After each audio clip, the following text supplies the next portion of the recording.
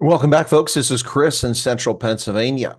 As the closing days for the 2024 South African national elections are upon us, just less than 2 weeks away now on May 29th, is there hope for the African National Congress? Specifically, can the ANC arrest its decline and remain the largest party in South Africa, if not by an outright majority with a plurality? Three, possibly four things are converging to give the failing ruling party a chance to at least remain in the catbird seat for potential suitors in the coalition after May 29th. First, burning through diesel like it's nobody's business at Eskom has magically resulted in no load shedding. To say the development is suspicious is being generous.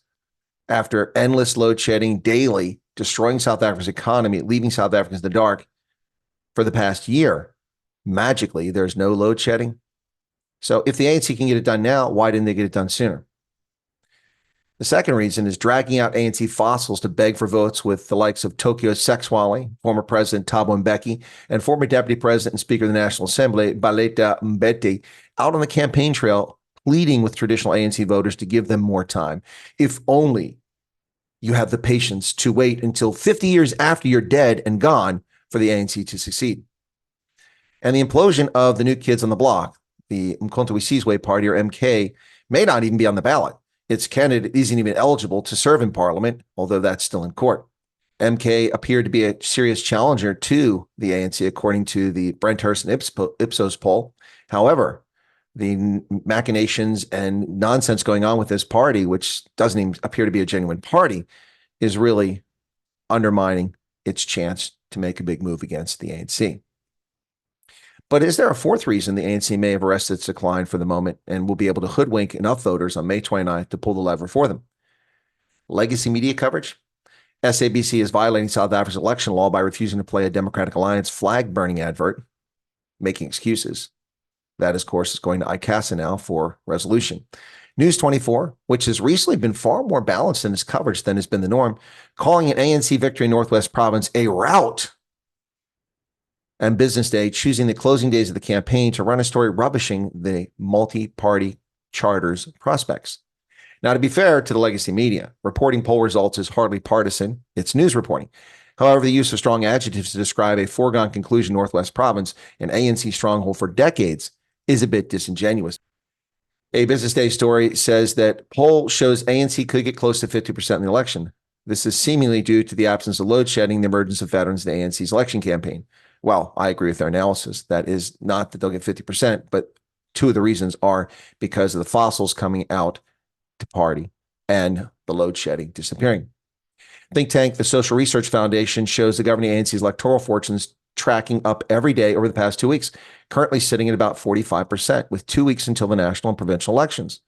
Now, this highlights a possible projected growth for the ANC to 48% by the time the polls arrive, if the party can maintain this momentum. Now, according to the report, the Democratic Alliance is polling at 20 to 23% of the vote, followed by the EFF at just 10%. A News 24 story about a by-election, the last by-election of this season. ANC routs EFF, Zuma's MK party, in by-elections on the Platinum Belt. Now, the ruling party flexed its might in that ward, romping to a victory over its political foes in Ward 1 by-election on the Platinum Belt in the Bojanala Platinum District Municipality. There were a total of 2,268 votes, with 19 spoiled ballots, which meant that 2,287 were cast. MK party candidate Elizabeth Tato Legacy garnered 32 votes, representing just 1% of the total. EFF candidate Lebogang Neo Semango received 641, or 28% of the votes.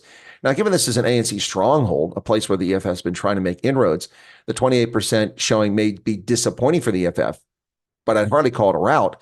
This is a place where the ANC has traditionally got 70 to 90% of the vote anyway. So it's a bit misleading. And finally, Business Day runs a story about Fitch writing off the multi-party charter's election prospects. Fitch Solutions, a research arm, BMI, their research arm, has dismissed the chances of a DA-led coalition of political parties to mount a successful challenge against the ANC's reign. It says the multi-party charter's potential is undercut by the readiness of its two largest parties to consider post-election alliances with the ANC. The MPC has 11 political parties currently signed up to it. Now, they're polling 30% or better, but their unity is threatened by the DA and the IFP's flirtation with post-election alliances with the ANC. Where exactly is that coming from? Where are we getting these stories that they are allying with the ANC? Now, it's a possibility, but neither party has stated that publicly, have they? There are multiple reasons we are skeptical about the NPC, but some of the main ones are, first, the two largest parties in the NPC, the DA and the IFP, have already announced that they would be willing to break out of this coalition to form an alliance with the ANC post-election, according to Laura Wolf, who is a risk analyst for BMI. Now, the problem with Laura Wolf's analysis is that, first off, the NPC is not a coalition, so she's factually incorrect about that. It's an agreement, and the party's been very clear that they're independent. This is simply an effort to get rid of the ANC. So her analysis is not exactly on the mark. The Bojinala by-election I mentioned is the last round of ward elections before the May 29th elections. And some media outlets are claiming that by-elections are a forecast for what will happen in the general election.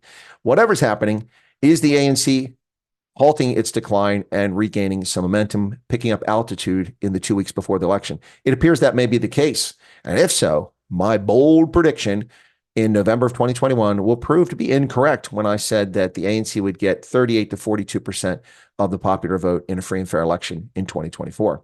I stick by those numbers, but my prediction may be in jeopardy now as the ANC fossils and a lack of load shedding are successfully hoodwinking many voters, at least according to the legacy media. Let's see what happens on May 29th. It shall be exciting. Good luck, South Africa.